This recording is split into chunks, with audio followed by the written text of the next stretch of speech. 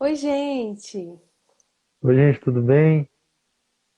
É com muita alegria que nós estamos aqui fazendo esse vídeo para vocês.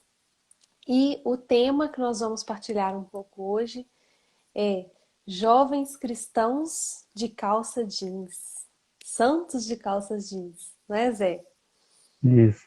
Então, esse tema que foi colocado para nós, né, a convite da Pastoral da Família, a pessoa do Kaká, a gente queria agradecer, né, e nos apresentar um pouco, né, muitos devem me conhecer, sou Zeferino, né, venci durante muito tempo na minha vida aí na paróquia, Santo Inácio Loyola, aqui do canal, e há mais ou menos 2 anos e meio, eu vim residir aqui em Minas Gerais, né? Então, atualmente, estou morando em Minas Gerais e sirvo, né, no Ministério de Universidades Renovadas, aqui na cidade de Viçosa, em Minas Gerais, especificamente na Universidade de Viçosa, na Universidade Federal, né?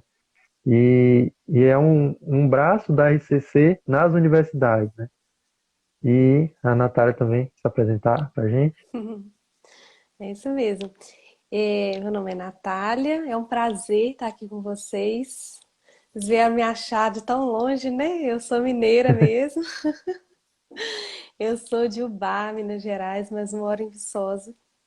E junto com o Zeferino, eu sirvo no grupo de oração Imaculado Coração de Maria.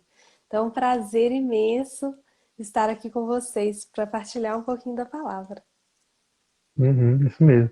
E quando foi feito esse convite, né, fomos convidados, que foi colocado esse tema, eu fiquei refletindo muito, né, nós ficamos refletindo muito sobre tudo que vem acontecendo, sobre todo esse contexto, que é uma palavra, a passagem que a gente vai já partilhar, que por mais que seja feita, seja escrita num momento, né, histórico daquela época em que Jesus tinha acabado de morrer, e ressuscitar e ter subido aos céus, mas que reflete ainda hoje na nossa vida, né? Especialmente agora nós estamos vivendo um período de quarentena, um período de isolamento social por conta dessa pandemia do coronavírus, né? Talvez você esteja assistindo esse vídeo depois dessa pandemia, que você saiba, né, que alguns momentos assim que a gente passa, que a gente pensa assim, nossa, depois disso não é possível que não vai acabar.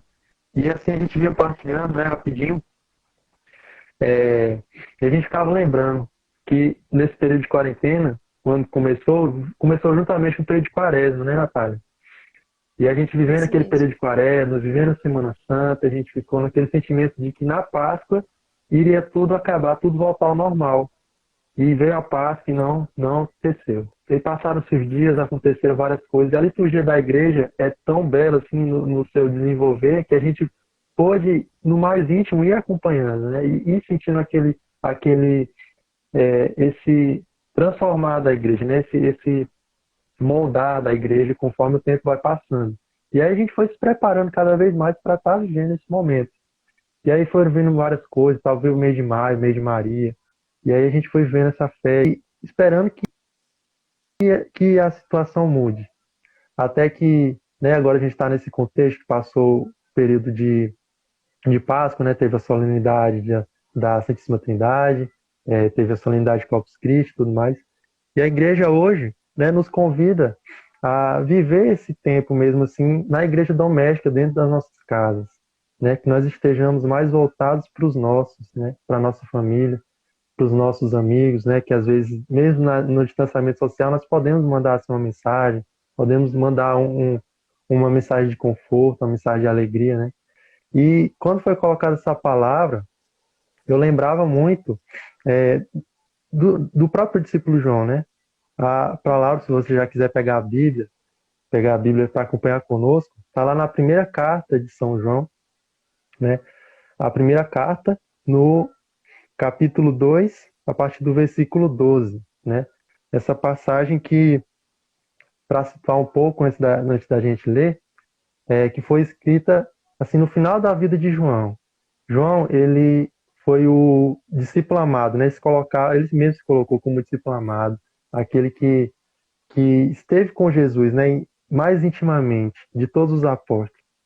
E ali ele foi o único apóstolo que não sofreu o martírio. Ele morreu de velhice.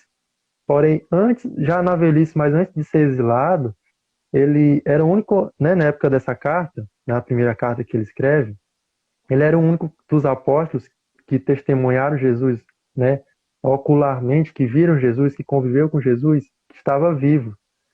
E ele já tinha mais ou menos uns 90 anos na época dessa carta, né, essa carta é do ano 90 por aí, e ele ouviu alguns rumores que as pessoas estavam falando, nossa, não, estão dizendo por aí que não era Jesus que estava na cruz. Estão dizendo por aí que era um corpo falso. Estão dizendo por aí que Jesus não era Deus. E toda essa carta é uma carta assim que ele vem fixar bem forte no nosso coração que nós fomos salvos por Jesus, que ele nos ama e que ele nos quer perto dele, né? Então já deu tempo de você pegar a Bíblia. Nós vamos pegar a partir do versículo 12 do capítulo 2, né? Eu vou ler aqui a tradução da Bíblia da CNBB, né? Você tiver uma Bíblia Ave Maria, pode acompanhar, porque só vai mudar pequenos termos.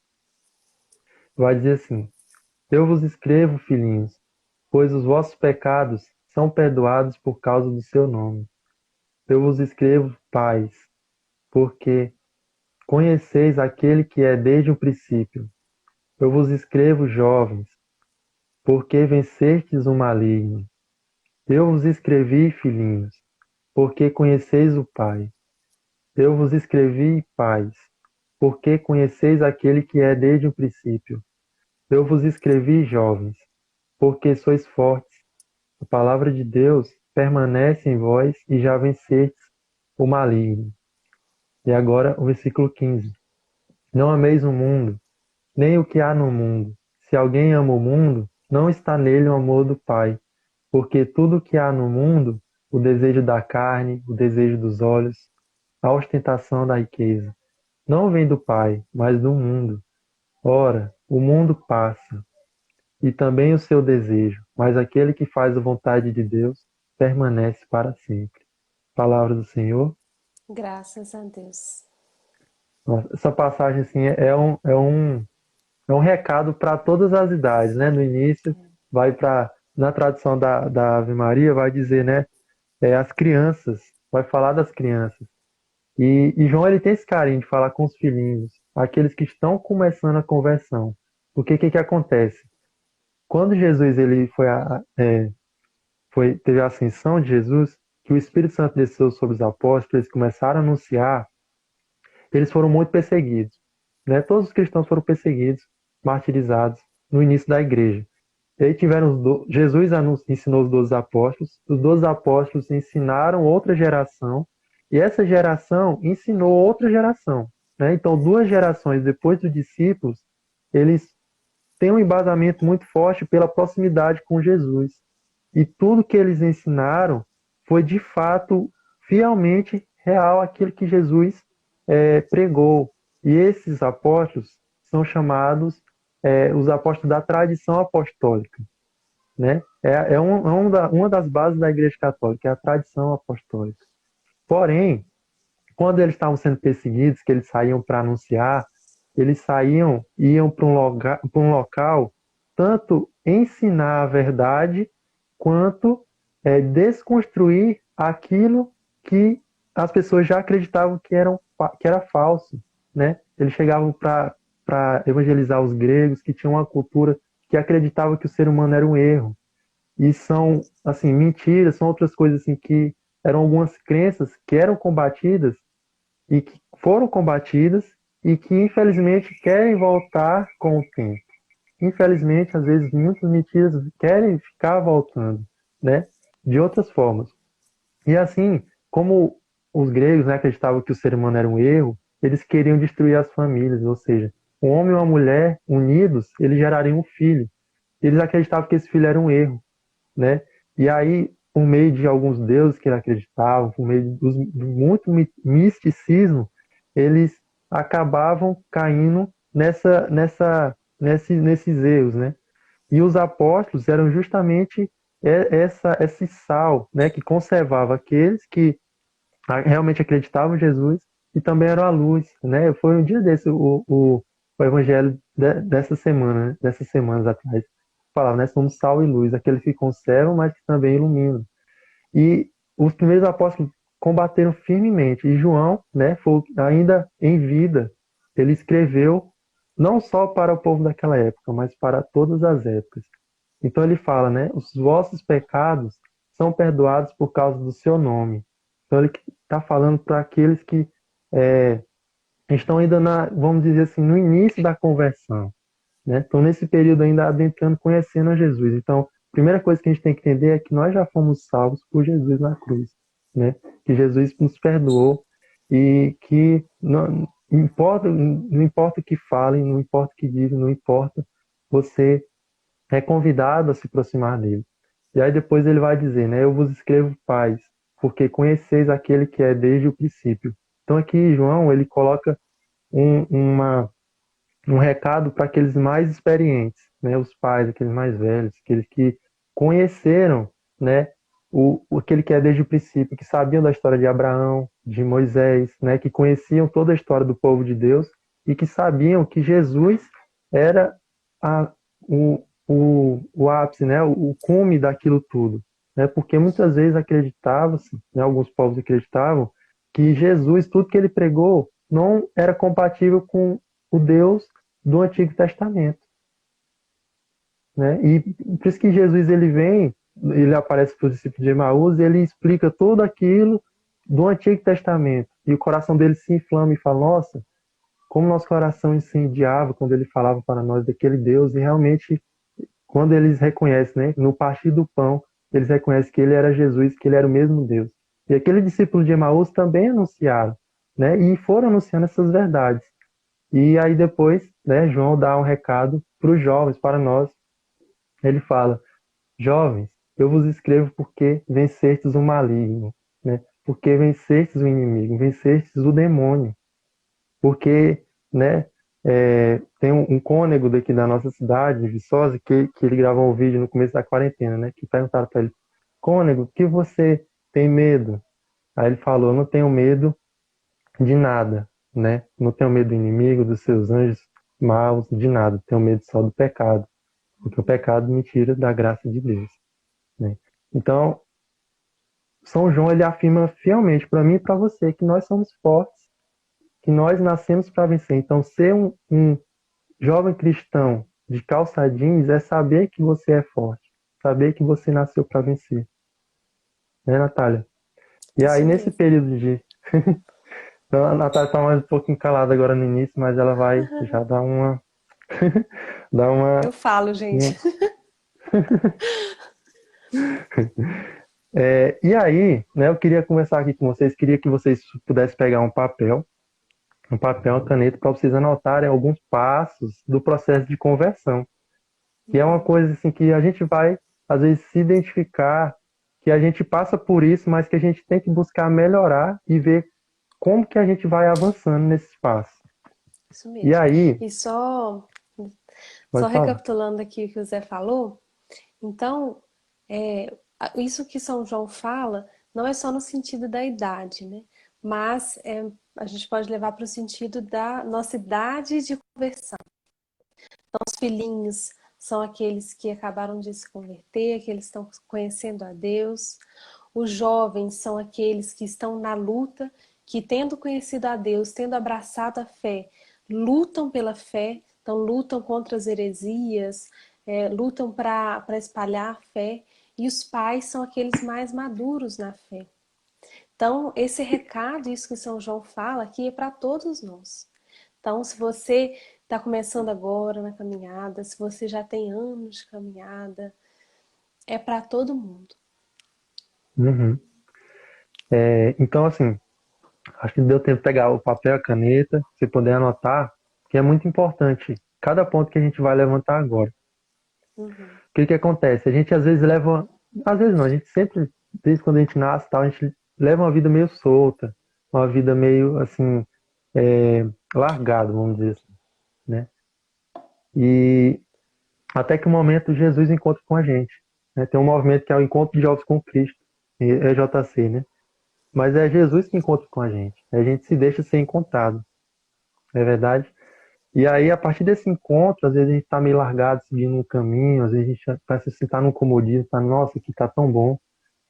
E aí, Jesus encontra com você, e aí você começa a se indagar com várias respostas, vão começando assim, várias perguntas vão começando a nascer dentro do seu coração, e você entra na primeira fase da conversão. Esse conversão é esse mudar a rota, né? Mudar o caminho. Você está indo numa direção, quando Jesus encontra com você, que você começa a se relacionar com Jesus, você vai indo no caminho dele, né? E aí a primeira fase desse processo é a fase da negação. Quando você diz, nossa, eu não preciso não, não preciso mudar não, eu não preciso disso. Né? Eu quero muito que quando os discípulos iam anunciar, eles tinham muito, era uma chamada gnoses, né? Os gnosticistas, que é a busca do conhecimento sem a luz do Espírito Santo. Então você era buscar entender a Santíssima Trindade, né? É uma união hipostática, que à luz da razão a gente não consegue entender, é um mistério divino. Mas com a fé, somente com o Espírito Santo, que ele fala, né? Sem mim nada podeis fazer. Então, quando a gente tenta usar demais a razão, a gente cai muito em gnose, né? No conhecimento, a gente cai na negação. Né? Esse primeiro momento da conversão é a negação. Um exemplo, você pensa, nossa, eu realmente ainda hoje nego muitas coisas, né? Que você começa a abrir seu coração à ação do Espírito Santo. Tem um santo, né, um grande santo da Igreja Católica, que combateu muitas heresias no começo da igreja, que ele passou 30 anos nessa fase de negação, né, que é Santo Agostinho. 30 anos a mãe dele rezando por ele, rezando pela conversão dele, e ali até que ele resolveu se abrir. E alguns santos passaram por outros processos, né, porque o processo de conversão ele é diário e também individual. Então cada um tem o seu processo, né, cada um tem o seu processo. Por mais até as freiras no Carmelo, por mais que elas tenham as orações fixas todo dia ali, mas cada uma tem o seu processo de conversão diferente, né? E ali Santo Agostinho, ele, depois de 30 anos, ele resolveu dar um passo. E aí ele foi para a segunda fase do processo de conversão, que é o acolhimento, a acolhida, que é quando você pensa, nossa, realmente eu acho que eu preciso mudar. Realmente eu acho que não tá bom isso que eu tô levando essa minha vida, né? Eu não vou chegar a lugar nenhum. E você quer realmente experimentar daquilo. É um momento de acolhida, que a gente lembra muito da pastoral da acolhida. Tem o pessoal na missa, o pessoal no grupo de oração, o grupo de jovens, que tá ali, que te dá um abraço, que te dá um aperto de mão, te dá um sorriso, que você só ali você já começa a abrir seu coração pro que vai acontecer ali dentro. E a partir da acolhida você cria coragem, um ânimo para você adentrar aquele espaço, adentrar dentro da igreja, né? E aí depois que você é acolhido, você vai para a terceira fase, que é a fase da exploração, né? Que é quando você é acolhido, você vê, nossa, realmente eu preciso, e aí você começa a perceber que você precisa mudar algumas coisas na sua vida. Você percebe que você precisa assumir alguns compromissos, e aí você fica naquela, né? E aí o processo de exploração é muito importante porque ele vai gerar em você uma coisa importantíssima chamada decisão. Uma decisão. Você vai ter que tomar uma decisão nessa fase. E a cisão é um corte, né? Você vai ter que cortar aquilo que você já sabe que você precisa cortar. Aqueles pecados que você sabe que você precisa largar. Então, essa exploração é um processo constante. Constantemente na vida de oração, na conversão, a gente vai percebendo na nossa vida coisas que a gente tem que largar. Coisas que a gente, às vezes, não enxerga no primeiro momento que aquilo faz mal a Deus e a nós mesmos. E a gente precisa abrir mão, né? Então, você precisa todo dia, diariamente, tomar decisões para Deus. E aí, quando você toma essa decisão, você entra na quarta fase da conversão, que é a fase da aceitação. Então, você realmente entende que a verdadeira felicidade está em Deus, né? Você aceita que Deus age na sua vida, né? Então, para muitos, esse processo pode ser mais rápido, para muitos, esse processo pode ser um pouco mais demorado, né? Você aceitar a mudança, muitas vezes, pode doer muito em você, né? E aí, quando você aceita, que você vai caminhando, vai aceitando cada vez mais, você entra na quinta fase, né? Que é a fase do envolvimento. E essa fase do envolvimento, ela, muitos de nós paramos nela. Infelizmente, muitos de nós paramos nela. Ou chegamos nela e voltamos. E às vezes a gente vai, cai, aí se levanta, aí vai caminhando, aceita de novo. E aí a gente vai, se envolve e a gente cai de novo, começa a negar. E a gente para nela. Por quê? Porque falta exatamente o que é a sexta fase, que é a fase do comprometimento, que é você realmente se doar, você amar a Deus como ele deve ser amado. Que é você se comprometer. É muito diferente de você se envolver. Porque quando você se compromete, você tem assim você tem um compromisso de fato, você passa a estar disposto a qualquer coisa, você deixa de ser omisso. Porque muitas vezes no envolvimento a gente é muito omisso em muitas coisas. Talvez nessa quarentena, nesse período, você esteja sendo omisso com os seus deveres, com você mesmo, com as pessoas na sua casa, né? E às vezes essa fase do envolvimento, voltando ao envolvimento, a gente vê que a gente se envolve, vai se envolvendo, vai quase se comprometendo e a gente vê que as outras pessoas também não querem se comprometer, estão também somente envolvidas. Então, quando os outros não mudam, a mudança tem que ser minha, tem que começar em mim, né? Um jovem um jovem cristão de calça jeans, ele tem que ser um jovem comprometido, para ele poder dizer que ele é cristão. Mas a última fase, né, aqui para fechar, além de ser comprometido, para realmente ser um jovem cristão de fato, como diz a palavra, ele tem que se sacrificar. Ele tem que ter a fase do sacrifício. Como vai dizer São Paulo, né? Já não sou eu mais quem vivo, mas é Cristo que vive em mim. É você dar o tudo pelo tudo, né? Você entender que Jesus não nos tira nada, ele nos dá tudo, né? E Isso aí você mesmo. passa a ser exemplo. E quando você é um exemplo, quando você está à frente, sua, as suas atitudes contam muito. Quando você se sacrifica, quando você se sacrifica, né, É Natália? isso mesmo. Isso mesmo, gente. E o Zé tocou num ponto aqui muito importante, sobre olhar para o outro. Então, muitas vezes, a gente olha para os outros e a gente vê assim, ah, fulano não faz, também não vou fazer, né? Então, ah, fulano tá lá na frente da igreja, ele faz isso e isso de errado, então, se ele faz, eu também posso fazer. Ou então, às vezes a gente está aqui escutando e pensando assim, nossa, ciclano podia ver esse vídeo, porque ele tá precisando de converter. Nossa, ele tá tão afastado, não sei o que, não sei o que. E aqui eu queria chamar a atenção de todos nós. Pra gente, nesse momento, pra gente olhar para nós mesmos, para nós olharmos para nós mesmos. Porque somos nós que precisamos nos converter. Então, o que o Zé falou. Somos nós que precisamos nos voltar para Deus. Então, nós devemos ser a mudança que a gente quer ver no outro, né? E E quando a gente vê tantas coisas no mundo que nos deixam tristes, né? N coisas, né, gente? Inúmeras coisas.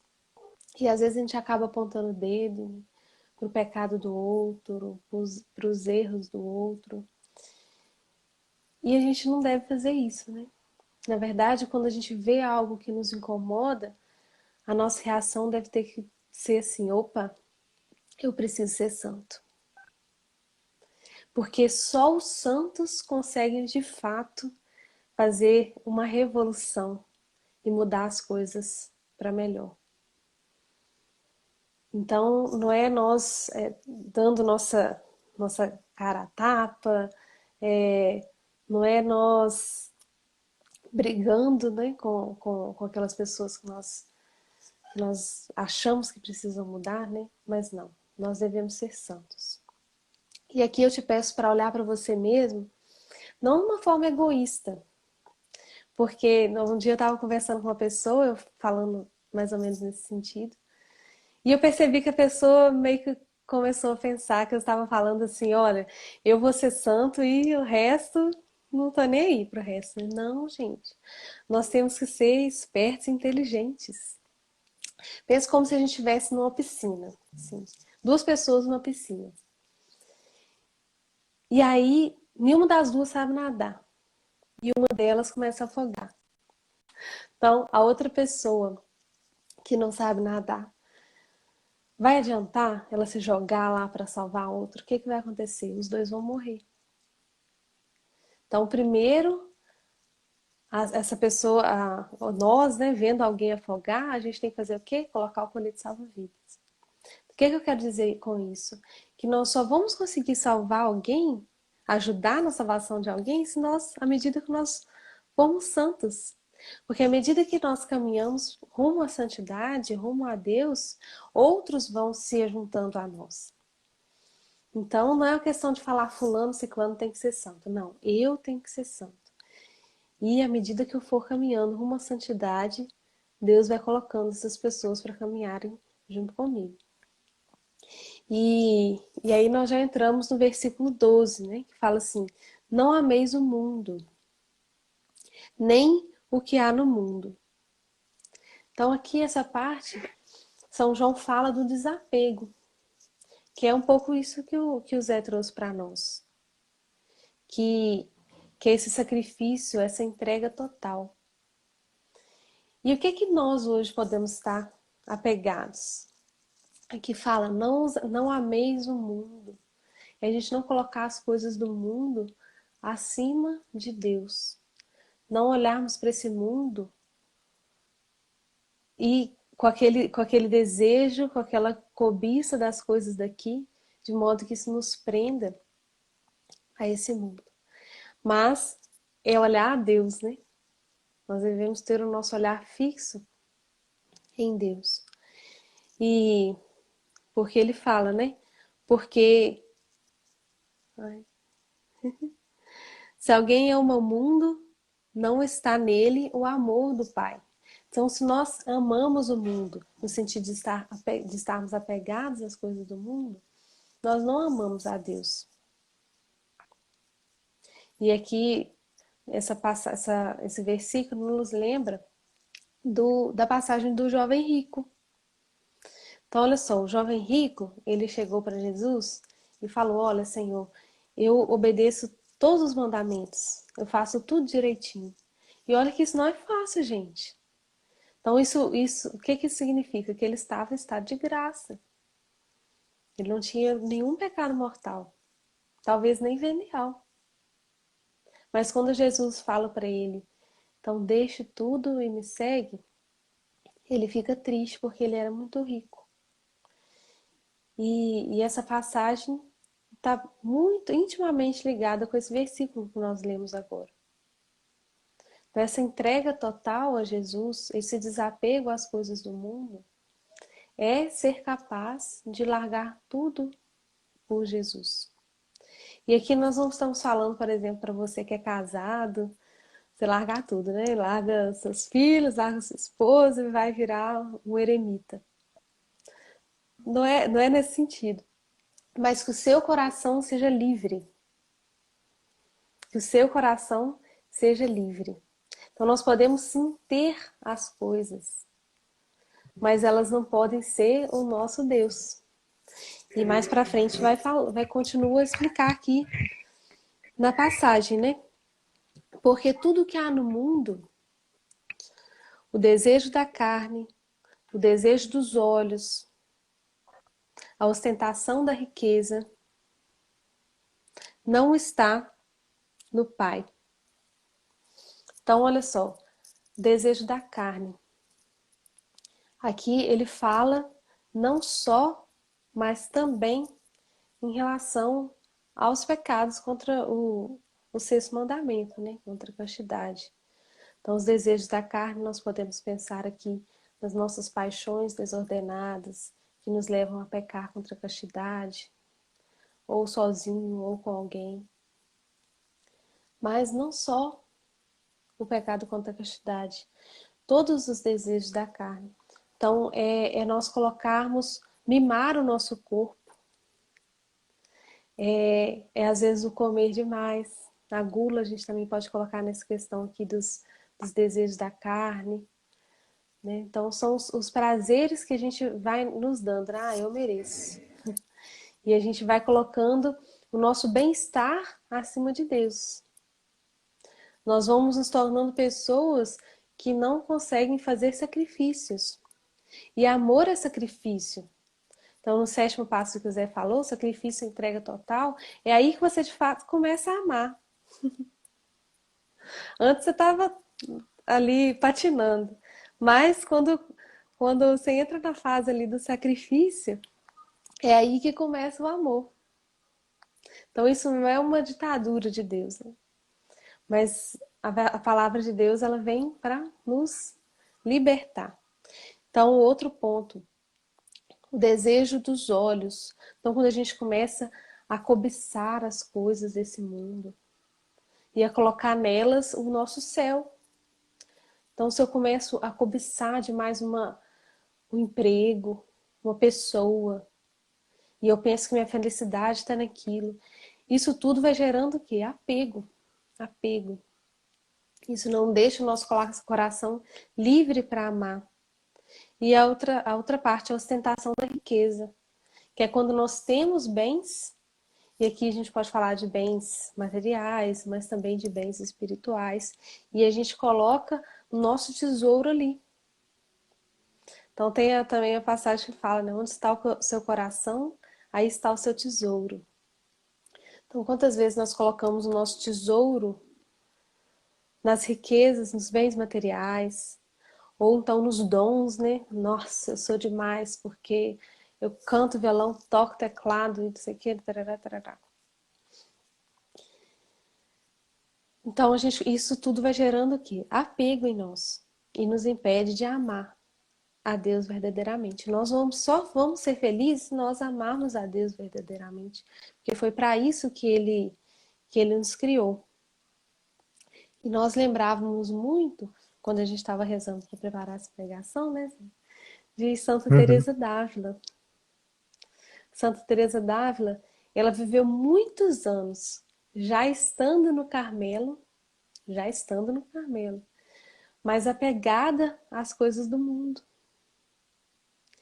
E, e tem uma coisa que é uma reflexão que o Padre Paulo Ricardo ele faz a respeito dessa segunda conversão de Santa Teresa d'Ávila, que é o seguinte: nós temos o pecador e nós temos o santo. Entre o pecador e o santo tem uma coisa estranha, esquisita, que se chama o mundano. Então, o pecador é quem? É aquele que está em pecado mortal. Aquele que lá na negação ainda acha que não precisa mudar, ou então que já até está no acolhimento, né? Ela começa a abrir o coração, mas ainda não teve aquela decisão por Deus de procurar o sacramento da confissão. Então esse seria o pecador. E aí quando a gente para de cometer pecado mortal, né? Quando a gente está em estado de graça, a gente tem mania de achar que a gente é santo. Não, não, não. Não, não, não. Se a gente parou de cometer pecado mortal, nós chegamos na estaca zero do amor. Por quê? Porque antes a gente estava morto, caído, a gente estava no menos 50. Quando a gente para de cometer pecado mortal, a gente está na estaca zero. E é aí que a gente vai começar a caminhar. Não é para desanimar, mas pensar assim, nossa, é tão difícil manter estado de graça, e você vira e fala para mim que eu tô na estaca zero. Não, tem que ficar feliz, não é, Zé? Porque É. antes você estava caído. Se agora pelo menos você levantou, agora você pode começar a caminhar, não é?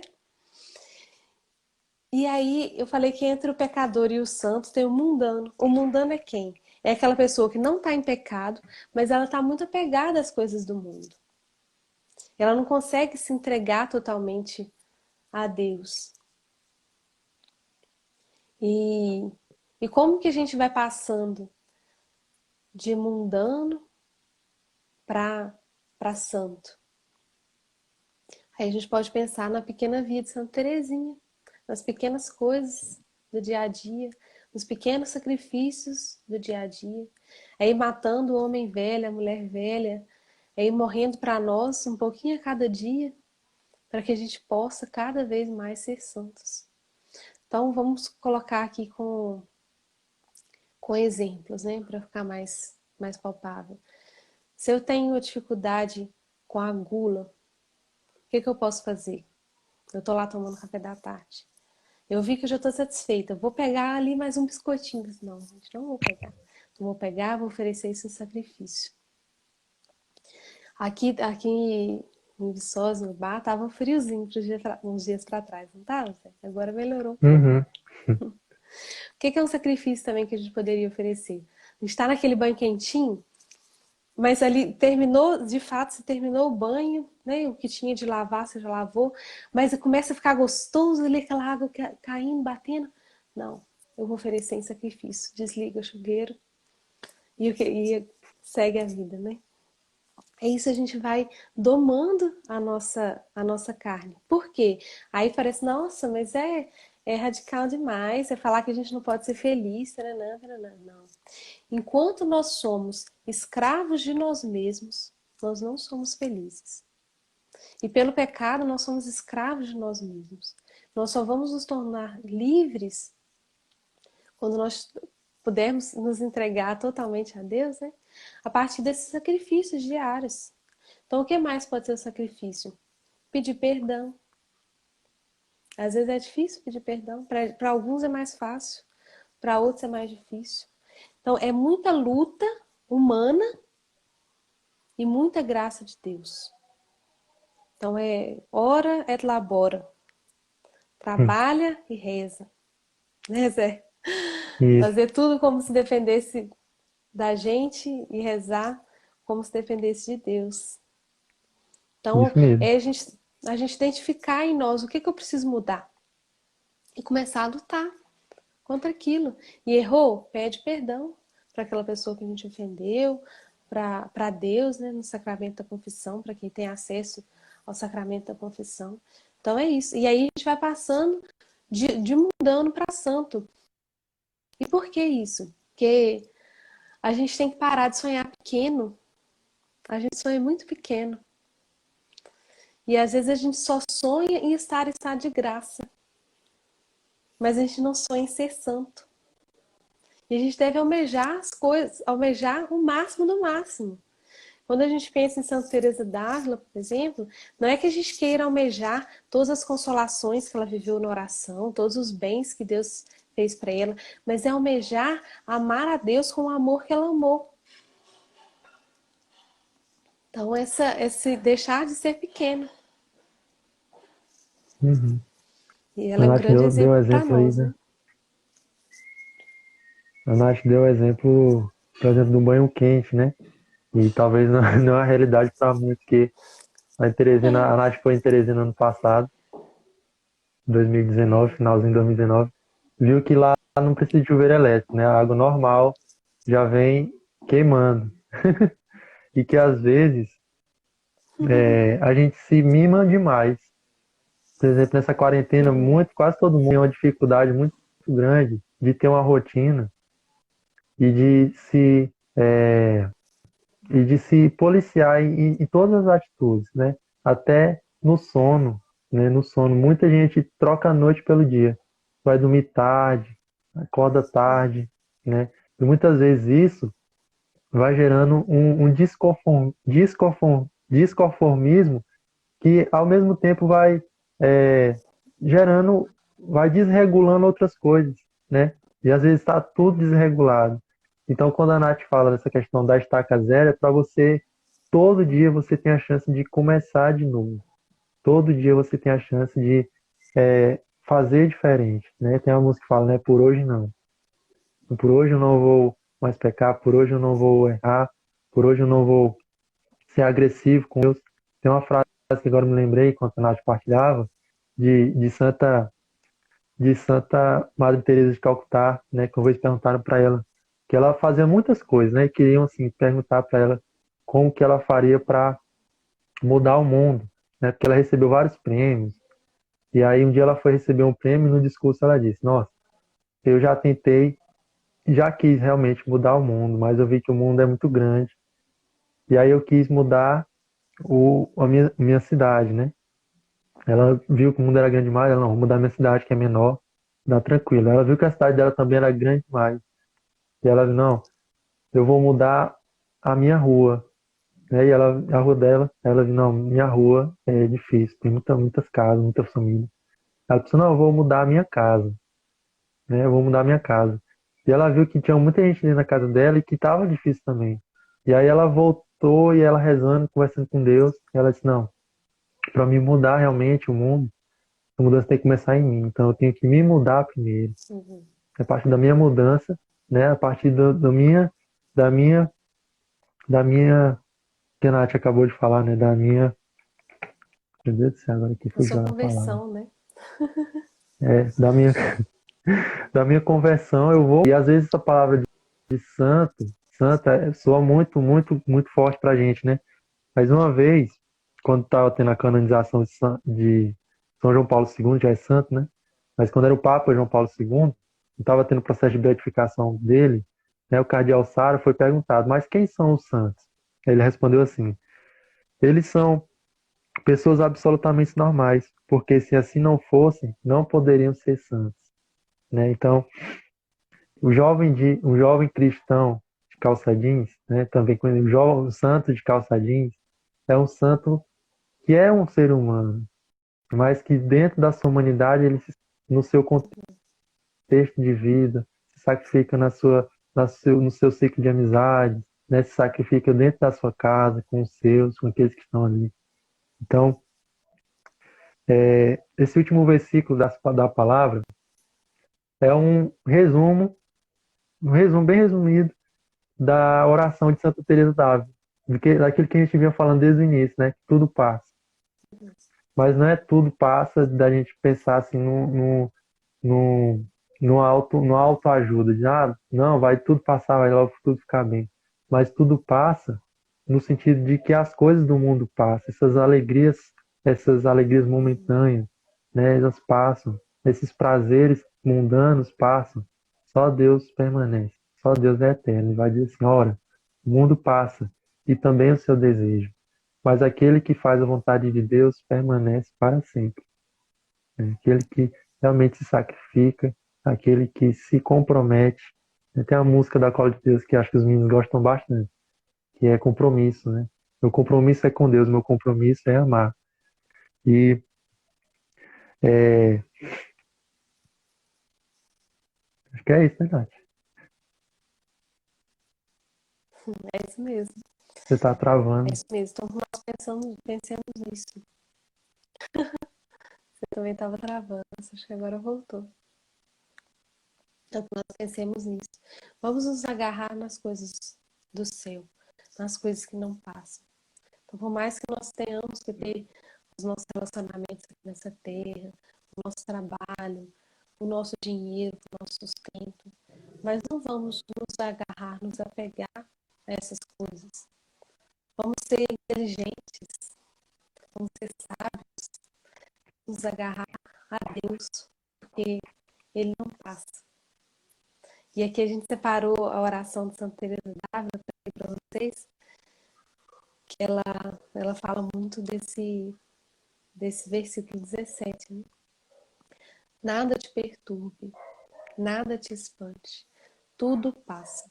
Deus não muda, a paciência tudo alcança. Quem a Deus tem, nada lhe falta, só Deus basta. Eleva o pensamento, ao céu sobe, por nada te angusties, nada te perturbe.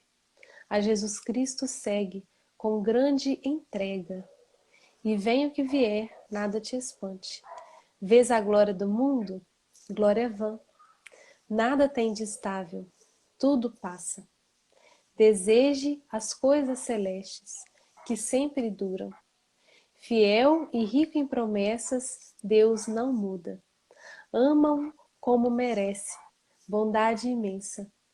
Quem a Deus tem, mesmo que passe por sofrimentos difíceis, sendo Deus o seu tesouro, nada lhe falta. Só Deus basta. Então vamos pensar grande, vamos olhar para os santos, vamos olhar para Santa Teresa, vamos olhar para Nossa Senhora, né? Que também é o nosso modelo máximo de criatura que atingiu a perfeição. E não vamos nos contentar. Não vamos nos contentar em ser pecadores, não vamos nos contentar em sermos mundanos, mas vamos almejar a santidade, como Jesus Cristo fala. Sede perfeito, sede santo, santos como o Pai Celestial é santo. Então esse é o convite para nós. Isso não é prisão, isso é liberdade. Quanto mais a gente caminha nesse rumo à santidade, quanto mais a gente se desapega das coisas do mundo, mais nós somos felizes, né, Zé? Isso. Que a gente possa também olhar para a cruz, né? E Santa Teresa d'Ávila foi uma mulher forte. Ela reconheceu que através da oração ela poderia mudar o mundo. Através da oração ela poderia alcançar várias pessoas, né?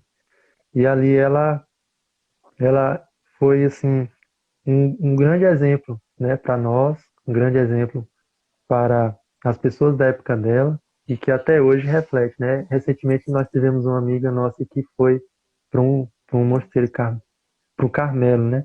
A gente lembra dela, a gente às vezes se emociona por lembrar da alegria, da felicidade, da simplicidade dela, né? E tem uma frase que falavam muito, né? Que nas grades, né, do Carmelo, né? Quem está lá dentro, as grades que eles enxergam lá de fora somos nós, né? Então, quando eles olham pelo lado de dentro, eles veem que o mundo que está preso nas grades do pecado, né? E quão forte é isso, né? Então, que nós tenhamos essa coragem de sermos jovens cristãos na nossa realidade, que nós possamos nos libertar dessas grades, que nós possamos ser luz e ser sal da terra, né? Que tudo passa. Então é isso. É isso, gente. Muito obrigada. Deus abençoe vocês. Obrigado, E gente. vamos lutando, né, para sermos santos. Viver nesse Uhum. mundo sem ser nesse mundo. Deus abençoe cada um. Amém. Nós estivemos reunidos em nome do Pai, do Do Filho e do Pai, do Espírito Filho e do Santo. Espírito Santo. Amém. Amém.